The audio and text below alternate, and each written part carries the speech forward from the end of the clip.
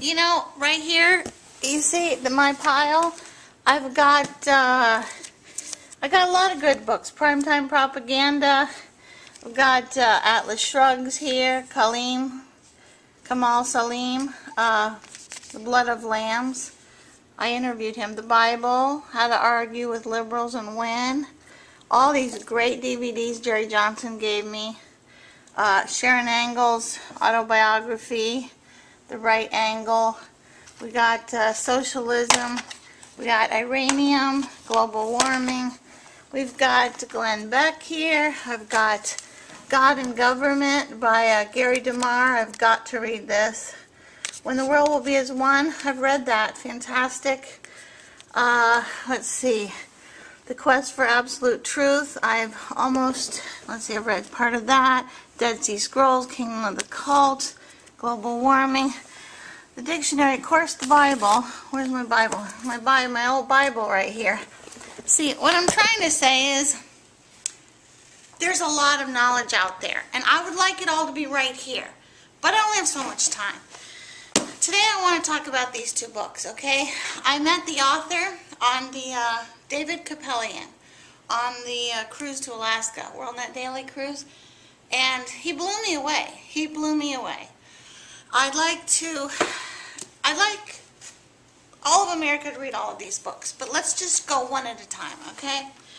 I'm reading this one the other day, chapter 1, okay?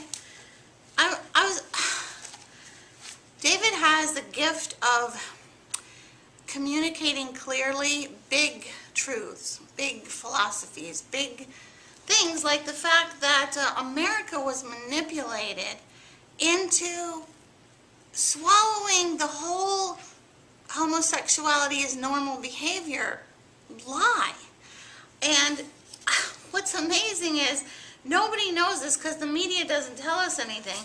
In February of 1988, 175 leading activists representing homosexual groups from across the nation held a conference in Warrenton, Virginia. After that, Marshall Kirk and Hunter Madsen, two very smart guys, one's from Harvard and he's an expert on persuasion tactics, and the other one designs aptitude tests for adults with IQs over 200. I mean, these are really smart guys.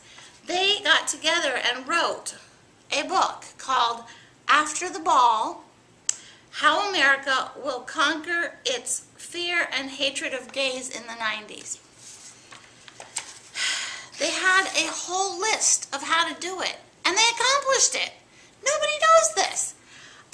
What went as abhorrent on the books against the law of behavior all of a sudden is normal, and it's how they manipulated us. It's brilliant, okay? I'm only on chapter 2 right now, the myth of the church and state separation, separation of church and state, not in the Constitution. Then there's this one. Me and my husband are fighting over them, like every day. I go, well, I'm taking this on my trip. He goes, well, I'm taking this to my work, and anyway, highly recommend it. And now I would like you to watch the video of me hanging out with David on the cruise ship. Thanks for watching. Would you explain your book in a short, brief 3 minutes? Okay, well, The Marketing of Evil, which is subtitled How Radicals, Elitists, and Pseudo-Experts Sell Us Corruption Disguised as Freedom. And that summarizes the whole thing right there. Because basically what we have is, I grew up in the 1950s with Ozzie and Harriet and Leave It to Beaver and Father Knows Best. And today we have this Sodom and Gomorrah freak show. And it's because we have become so confused about our basic core Judeo-Christian values, about homosexuality, and about abortion, and about free enterprise, and all the things that the World War II generation took for granted. Everything is upside down today. And what I do in The Marketing of Evil is I show how marketers, really slick marketers that have a lot of great marketing skills, but have a worldview that is completely different from Vicky, from yours and mine, okay, which is what we'll call traditional. They have figured out how to play on our weaknesses and our guilts and our insecurities, and to get us to believe that good is evil and evil is good and black is white and white is black. And the proof of it is, look at our country today.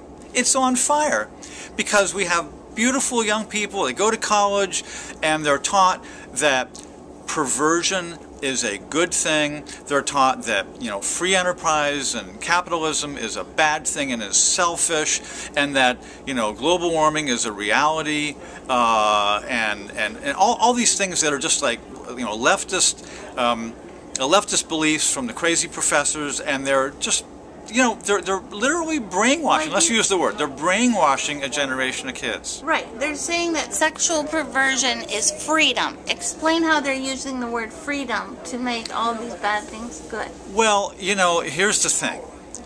Human beings, look, let's start in the beginning. There is a God.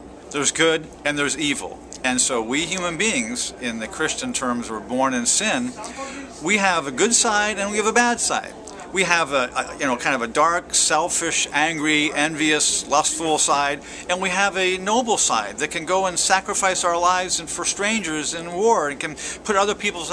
We have both these parts to us. So, you know, the sexual liberation thing is that all of us, especially the men, have this lust problem. Okay, and so if somebody comes along and says, you know what, that's normal. All that Judeo-Christian stuff, that's just a bunch of repressive, you know, superstitious stuff that's supposed to rob your happiness from you.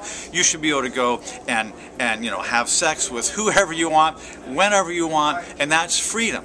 Well, that's one definition of freedom, but really what it is slavery, because I know William Penn, founder of Pennsylvania, had a great thing. He said if men are not governed by God, they will be ruled by tyrants.